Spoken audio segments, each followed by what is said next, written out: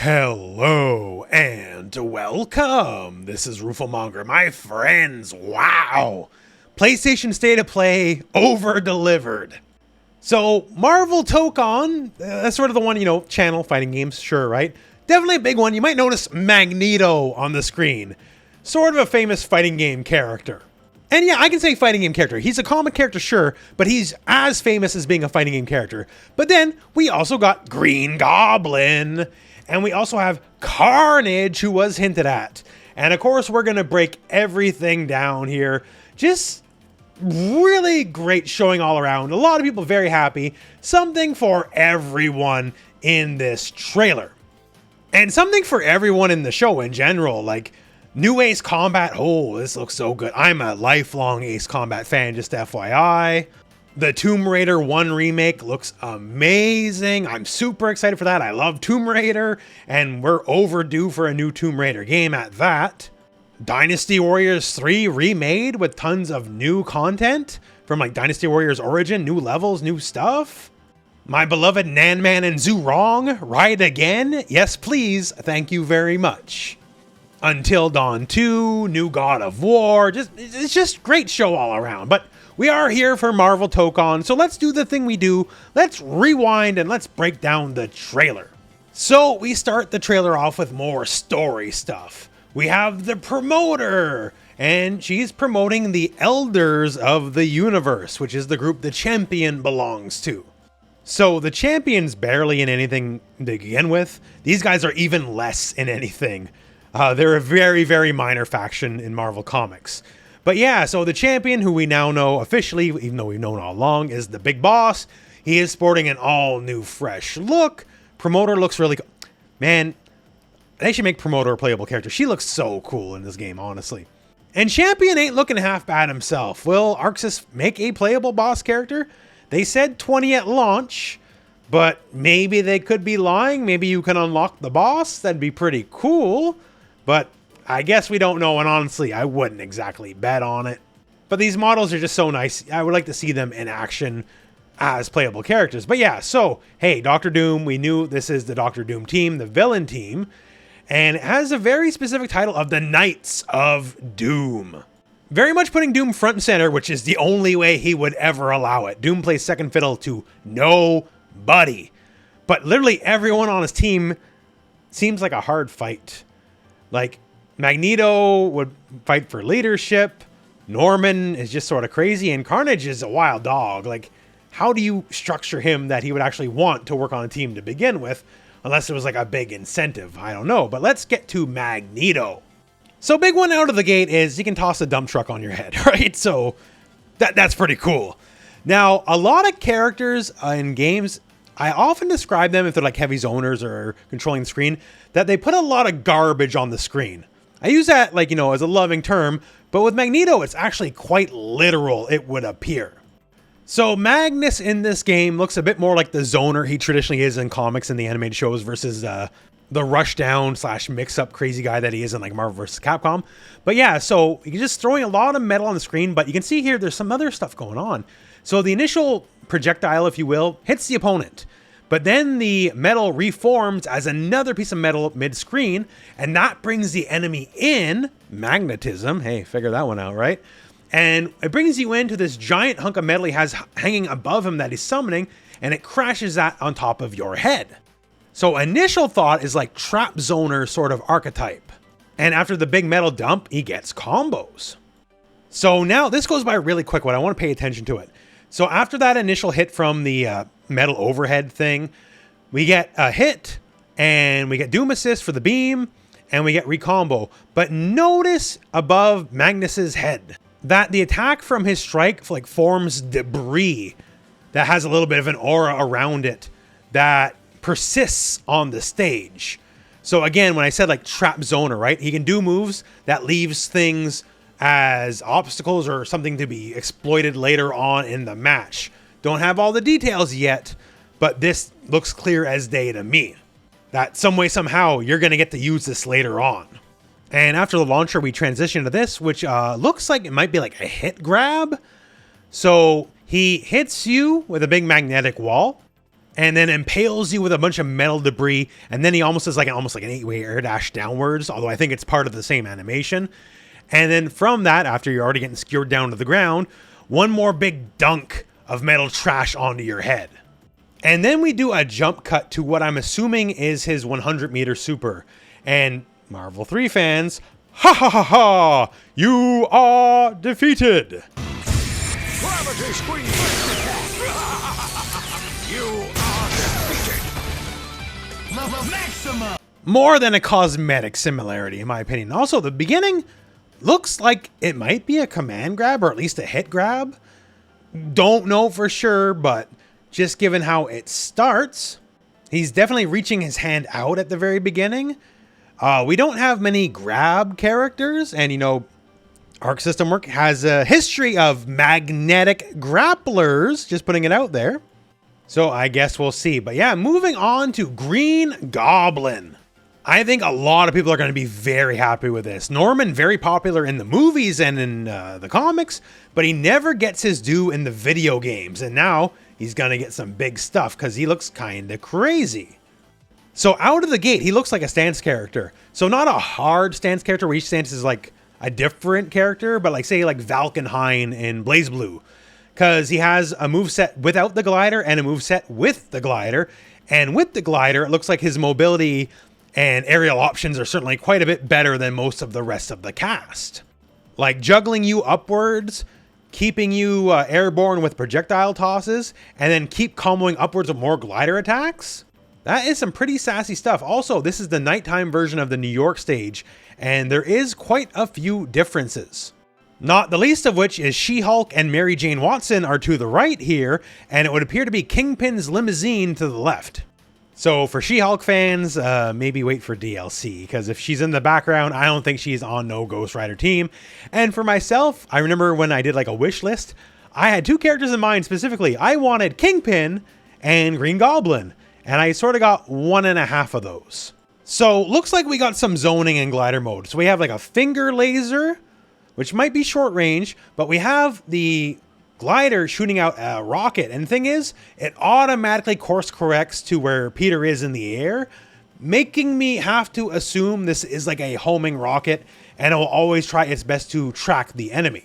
But now, again, stance character, right? So the glider can detach from Norman, and the glider itself can be an attack. And then we get more classical Green Goblin stuff here, like tossing the pumpkin bombs as you would expect, right? And I kind of hope alternate color is Hobgoblin. Because, like, you might as well, right? It's technically a second playable character if you want to work it out that way. So pumpkin bomb zoning, detachable attacking glider, but here's some of the fun stuff. So, fan of the movies, y'all? So you can send the glider out and it can boomerang back much later after the fact.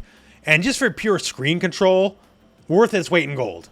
Like, just to have something so delayed that will eat up the screen later, like it'll dominate the match, basically. And I have to assume if you hit him, it'll go away. Otherwise, it might be a little busted. But notice this. When Goblin runs forward, he ducks. He ducks. So Spidey dodges the glider, but Norman ducks. I think the glider can hit Norman on the way back. Because why else would he duck? Norman's got some real bad luck when it comes to getting hit by his own glider. Let's put it that way, especially if you've seen the movie. So I think this is a fun way to be lore accurate and add some like gameplay consequences to the boomerang effect. So now we go for a throw into the wall break / stage transition, and we get our third new character, Carnage. And I said it before, only Arc System Works can do Carnage justice. And he looks gross, ugly, and weird in the way he's supposed to.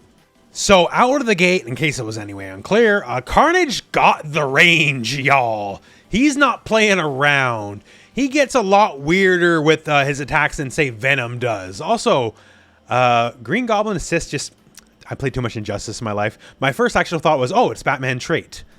But yeah, big range means you probably want to jump, but looks like old Cletus Cassidy has, for lack of a more elegant term, an omnidirectional F-off style reversal move. Like, no flight zone. Like, we're not Chun-Li Tensho kick, barely miss kind of deal. This hits all sides. And they're really showcasing one of the big differentials between Carnage and Venom. So Cletus is much better at using the suit than Eddie is, basically, at least back in the 90s. So he can turn everything into like living weapons. So his feet into giant axes, hands in either giant claws or like scythe blades. So very weapon based and vicious. This is where I'll also mention here, because it looks like on the second part here with the ground bounce after the kick, this is actually a mechanic according to PlayStation Blog, in that he can apply a symbiote infested state on you. That's like the little sparklies on Spider-Man here. And he can get powered up, drain health, and hurt you even through blocks. So he's like the chip damage character. Which reads about right, because he's hitting you with like a lot more than a punch or a kick. And again, look at this range. Big air normals, and this move with a little bit of startup, but just full screen, hits the enemy, bounces them back to you, and then he hits you with literally an EX axe chop. And if we look closely here, that first hit applied that little debuff you can see on Peter, right? So when that big full screen thing hits, it looks like it detonates it. And that's the reason why it explodes and he bounces back into the combo. So basically apply debuff and then hit him, burn debuff. That seems to be the order of the day and seems to be pretty effective at that. And for longtime Marvel vs. Capcom fans, the super took me a second. It wasn't as obvious as Magneto, but like I was looking at it and then I'm like, wait a second. It's not just tendril strikes, but there's like a lot of little faces in there too, like little bitey little buddies in there. And then I'm like, oh, it's just like a super version of what Venom does in Marvel vs. Capcom, right? Well, and he has a super too, but so technically, I guess that's just a thing all symbiotes can do. Dungeons and Dragons racial trait, if you will. But whatever, the game's never tried to hide its Marvel vs. Capcom influence, so kudos to them, honestly. Also, Carnage just straight up like kills you? Like, you die. Like there's blood, it's not like symbiote red, there's blood there. You just die, he like cuts you in half. Oh, and Magneto can just throw police cars at you, what? So I'm assuming this is one of those influenced by the stage kind of moves, like say how Peter has. Because I gotta imagine there's not too many police cruisers in the Savage Land. Although, hey, what do I know? Maybe Kazar and Shanna the She-Devil are cleaning up, right? Bare minimum, though, that's a big projectile. Regular jump ain't gonna do it. You gotta super jump that stuff. But now it's time for callbacks. So Carnage Assist is that giant hit, which that looks like a good assist to me. But the car, when it hits, it leaves that debris field we talked about. And when the Carnage Assist goes active, it pushes the debris field over Spider-Man's head and makes it an active projectile. So again, like Trap Zoner can move stuff around, manipulate the stage, control the stage. That's seemingly what Magneto's going for. Or maybe Magneto's moving it himself with like raising his arm, but also creates a separate projectile as well. I don't know. We don't know the moves, but he's doing some stuff. But from there, we tag into Carnage, active tag. He goes for like kind of like, you know, air combo, rejump, air combo, tag into Green Goblin after the assist. Green Goblin has EX pumpkin bombs, which have a capture state, but then that nonsense. So it looks like mid-combo, he can call the glider as like an active hitbox that hits on the way in and immediately transition into glider stance while then doing air combos and can jump off it whenever he wants. So he's gonna be a tricky boy is what I'm trying to say. And then we have the assemble attack and everyone's doing cool guy stuff. You've never seen Doom do this because the assemble attacks didn't exist in the older builds. But yeah, we have Magneto tossing old wrecked sentinels, more glider attacks with like pumpkin bombs, just like a big explosion device, and a Carnage shark, which yes, the Carnage shark is a very real thing in the comics actually. It's a neat little reference, but hey, there you go. And hey, we got all new art. Look at that. But okay, now we know how it goes. Okay, well, what about the next team? Where are the hints for the next team? And well, this time around, I don't know. Because, yo, it's Ghost Rider team next, and hey, fire. That's it. And, like, Ghost Rider already is fire. So, like, what do I read out of that, right? Is it Human Torch? Is it Phoenix? No, it's just Ghost Rider. Unless they're trying to say, like, the whole team is fire, which I sincerely doubt.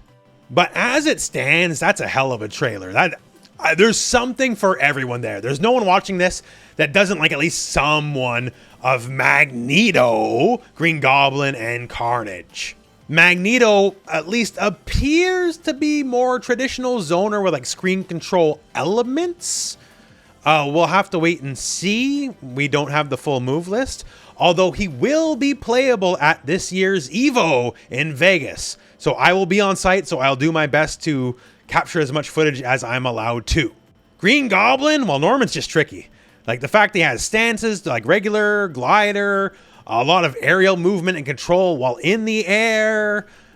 He's going to be for people who like to play fancy, for sure, for sure. And Carnage seems like a bit of a brute, that he has a debuff. He apparently, as per PlayStation blog, if you have the debuff live, can just hurt you even if you're blocking, like more than just regular chip damage. That seems really strong. And obviously, he's got the range. So he's going to be the other character besides Ghost Rider that has like kind of like full screen normals.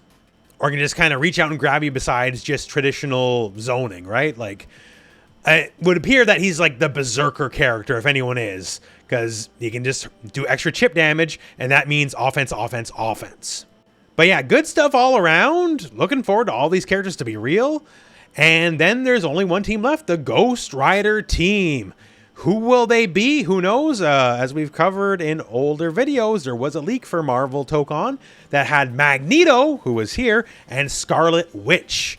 And Scarlet Witch is tangentially related to the Midnight Suns and is definitely a bit of an outlaw considering the nonsense that Wanda's pulled over the years on the Marvel Universe.